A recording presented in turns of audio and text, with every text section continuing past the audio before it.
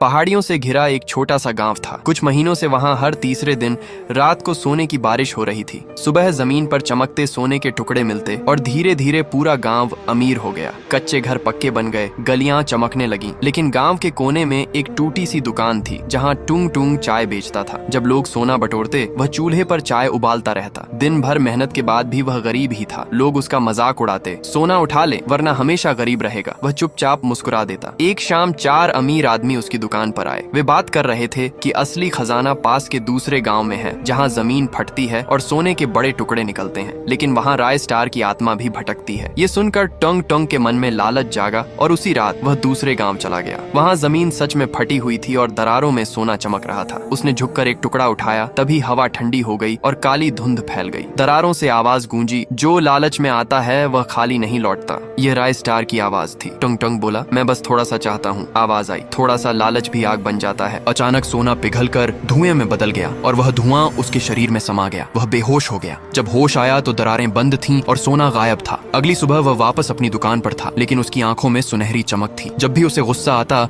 जमीन हल्की सी फट जाती। लोग डरने लगे। तभी ज्ञान वहां पहुंचा। उसने शांत स्वर में कहा, राय स्टार, मैं जानता हूं तुम इसके अंदर हो। अंदर से आवाज आई, लोग सोना चाहते हैं, मैं देता हूं। ज्ञान बोला, तुम सोना नहीं लालच देते हो। जमीन फिर फटने लगी। टंग टुंग चाहता तो गांव को फिर से सोने से भर सकता था, लेकिन उसने आंखें बंद करके कहा, मुझे सोना नहीं चाहिए। तुरंत दरारें बंद हो गईं और उसकी आंखों की चमक गायब हो गई। राय स्टार की आवाज धीमी पड़ गई, जब तक लालच रहेगा मैं लौटूंगा। उस दिन के बाद न सोने की बारिश हुई और न जमीन से सोना निकला। गांव फिर साधारण हो गया। दोस्तों, एक वीडियो बनाने में बहुत ज्यादा मेहनत लगता है, तो प्लीज सब्सक्राइब करके सपोर्ट कीजिए।